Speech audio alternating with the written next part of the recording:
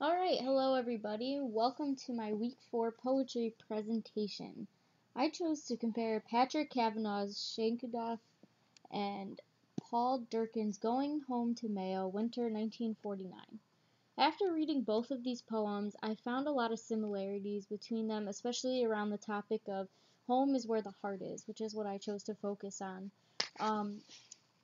I think what was really important in both of them was recognizing that home is really the place where you're the most comfortable. It doesn't really have to necessarily do with where you actually live, as the expression tells.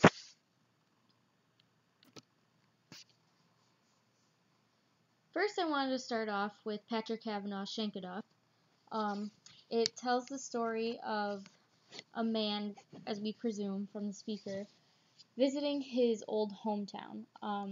There is mention of these black hills that he recognizes and he finds to be really beautiful. This is just one of these places he holds near and dear to his heart, and he really connects with this place. It's just something, one of those places he grew up maybe, or, he just really loved. I think one of the most important parts of the very opening is the use of the word my when describing my Black Hills, because it shows ownership of this place that he loves. He realizes that Shankaduff is not really ideal. It's not up to date modern. It's not in the best condition, if you want to use poverty as a word that maybe would relate. But that doesn't make a difference to him. He's just really in love with this place. It's very special to him, and I think he makes that evident throughout the whole poem. We see that especially because when the cattle drovers are there and they make the comment about them, the hills being hungry and, using the word poor to describe them, he gets kind of offended and he's like, well, they don't really see the poetic imagery within these mountains and these hills, and he sees the value, so he just wants to explain that it doesn't matter to him. This is somewhere he loves, where he's comfortable. This is his home.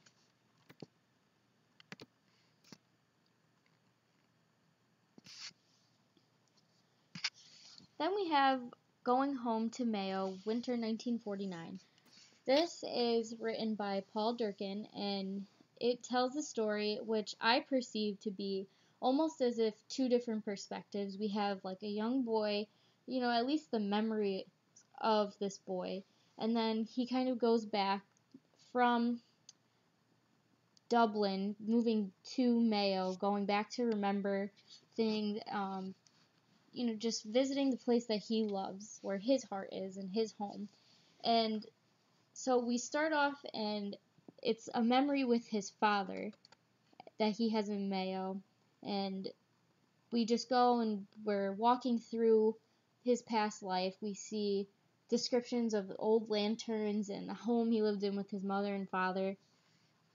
And then Durkin brings up the point that it's starting to become industrialized. There's a lot of Dublin-like qualities, and as we saw before at the beginning, he talks about Dublin as alien and foreign, and he doesn't care too much for industrialized society. He's more into that small Mayo familiar setting.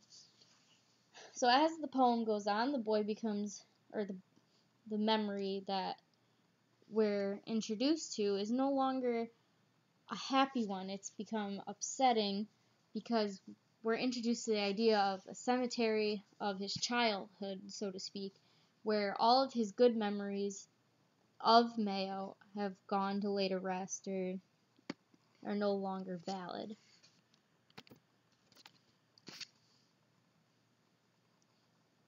So I just wanted to point out some similarities between both poems. Both of the poems are reflections to places that the speaker loves. Shankudov does not keep up with the industrialized world and is scrutinized for it. Mayo has converted from a more rural area to now an urban area. And we see that both of the speakers in the poems are saddened by the events that takes place, and it gives it a sad undertone overall. I would think that both of them, you can argue, start off pretty happily. They don't, recall anything bad happening. It's just talking about the beauty and the things that they see. And then towards the end, when they're introducing maybe outside characters or just getting there and recognizing changes, that's when it becomes sad, when they've recognized it's no longer as they remember.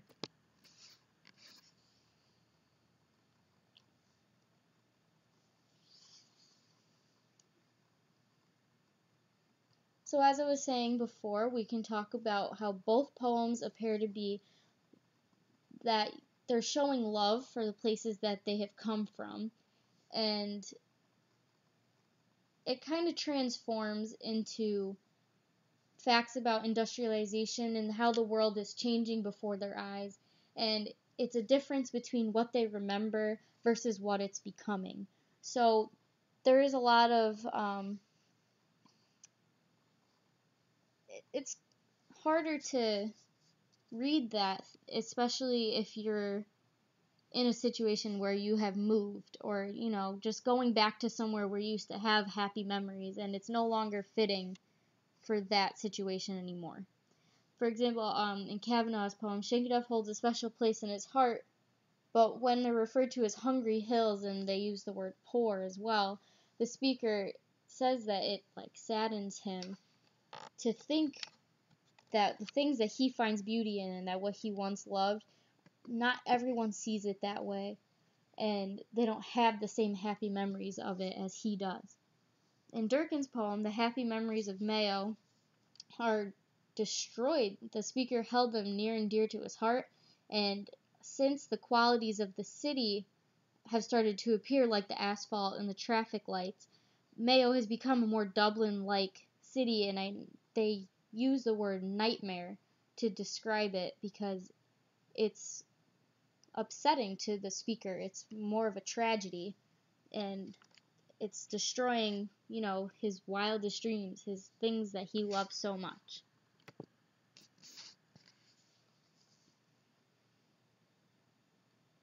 Now I want to talk a little bit about some differences within the poems. Obviously, they're about two different places, so they're going to have different, different contexts. There's different point of views, but I think you can still argue that overall they have a similar message about loving where you come from and how change can affect their point of view.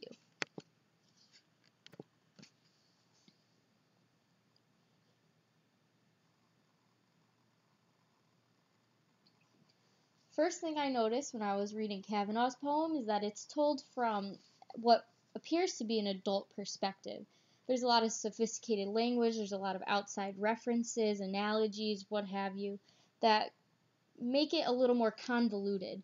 I think that's kind of Kavanaugh's style, is to make things a little more convoluted, a little harder to get into, but he does paint a beautiful picture with his words. Another thing I noticed is that he draws a lot of attention to landscape. For example, there was a lot of emphasis on the repetitive phrase of my black hills or my hills, and he refers to them as my Alps because to him they're so special, so beautiful, majestic, and all that he can see them as big as the Alps and as beautiful as it's described. And he even talks about a couple other landmarks, as you see if you look through the poem. Lastly, the speaker never really talks to another character in the poem, which I think was kind of notable. He hears people talking, the cattle drovers, for example, and they have all these negative comments about the hills, but he never actually talks to them. He has an internal dialogue about how he ends it with a question, actually, about these cattle drovers, but he doesn't ever really talk to them and give his point of view. That's more internal, his own personal reflection. And then Durkin's poem, like I said before, it seems like it's a story of that a man is telling, but it's going back to a childhood memory. So there's a lot of simplistic language, and it's much easier to understand reading through the very first time. It doesn't take too much analysis. You don't really have to dig too much to really understand what's happening.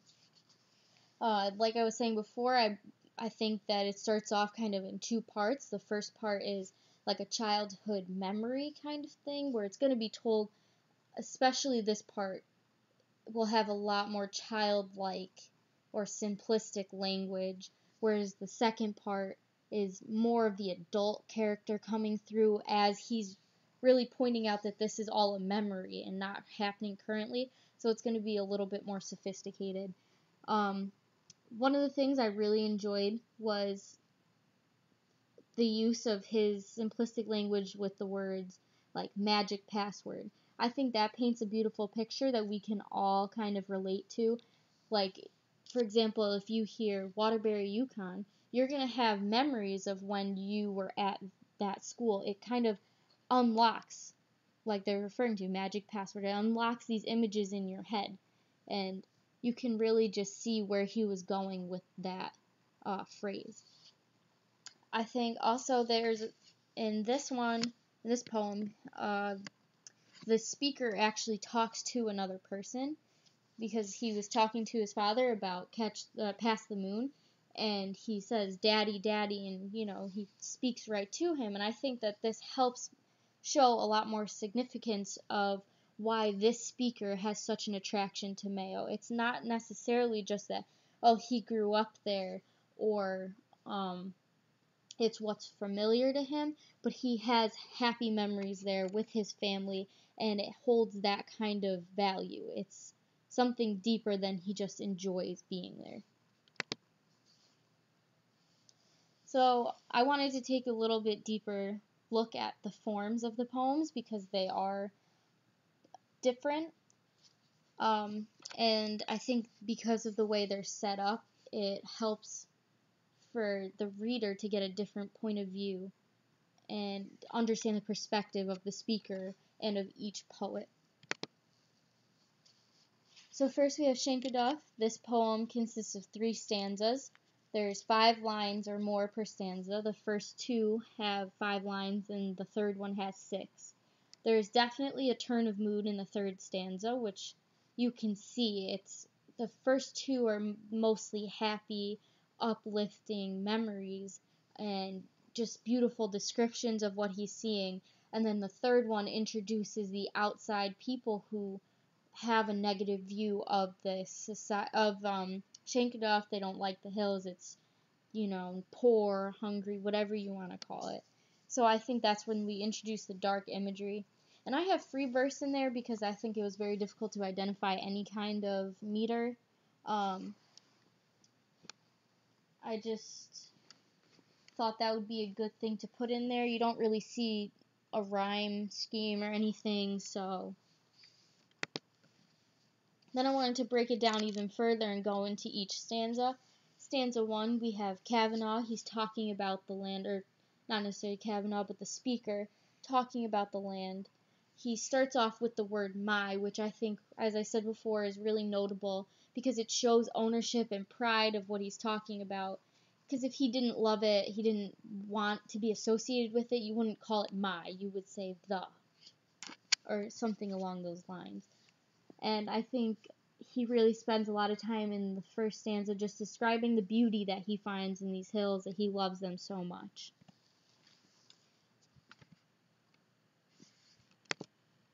Stanza 2, we have the word my again, but he removes the adjective black when describing the hills.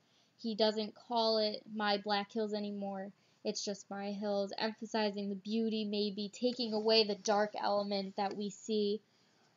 I think it helps to lighten it in the second stanza, but then we definitely see that turn in the third. He compares the hills to the Alps. As I said before, Alps are very beautiful. We all know this. They're one of the most attractive things that you can go see. They're just very interesting for people to explore. So I think it would be fitting for him to compare that to something so grand because that's how it feels in his heart. Another thing that I want to mention is by the end of the second stanza, we have 3 perishing calves. So I think this is where we start to see more of the poverty aspect that was used with the adjective black. It kind of continues on that darker path of the dark imagery. It starts taking away from the fact that we were thinking it was going to be a happy poem, and now it's starting to actually turn out to be a sad one. So in stanza 3, we have Kavanagh bringing in other characters. We have the cattle drovers, and I said before they describe them as hungry hills. And I think that phrase in particular attests to the poverty or the lack of beauty that we're supposed to understand. That it's not necessarily that this place is beautiful, that it's just Kavanagh or the speaker has such an attraction to this place. It's where his heart is, and that's really what matters to him.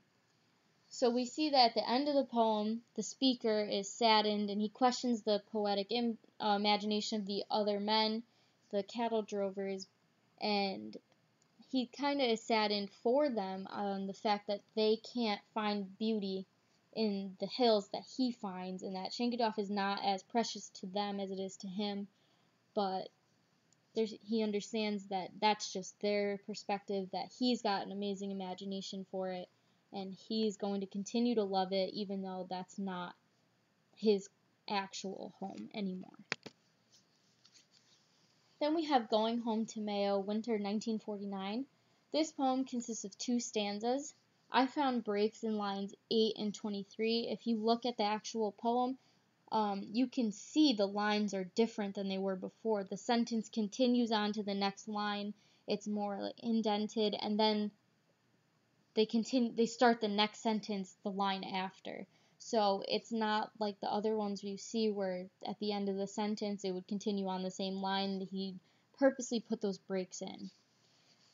The first stanza has 21 lines, which I refer to as the memory lines because it's kind of his memory and his recollection of Mayo and what's so important to him about it.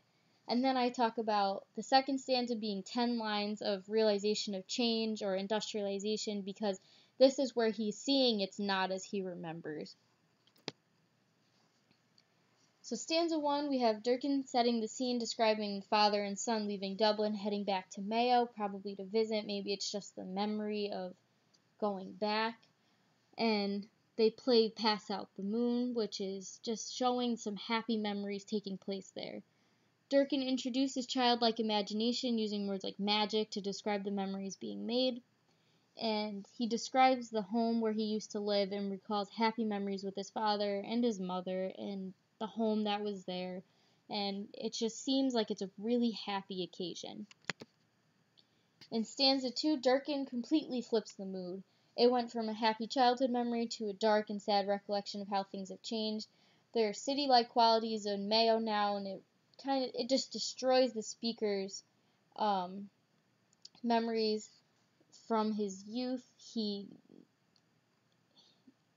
feels sad that it's almost like part of his identity from there is being taken from him, and it has to be laid to rest in the cemetery that he speaks of. He feels loneliness now because the things that were so important to him from Mayo are no longer really there. He admired, I would think it was a rural type of place before, and now that there's asphalt and traffic lights, as pointed out, that now it's industrialized and it's not what he remembers. It's what he wanted to get away from. That we see that especially in the language at the beginning. Like I said, he calls Dublin alien and foreign, and we can just understand from that he doesn't like this city-like quality. he wanted something much smaller, something more familiar, probably where he grew up. I think it's important also to note that because he had moved to Dublin and was coming back to Mayo to visit, we can still point out the fact that he doesn't live in Mayo anymore, but that's where his heart is. He loves what it used to be like. He wanted to go back and have that same memory, and it's no longer there, and that's why he feels so crushed by this. I think both of these poems were done really beautifully. I think they both hold a lot of the same message. Um, I just think that really both of these poems show a lot of the distaste of industrialization and the changes that it brings for people. That both of these poets really maybe held a value, an idea that a lot of people at the time also had. Alright, this was my week 4 poetry presentation, and I'll see you later.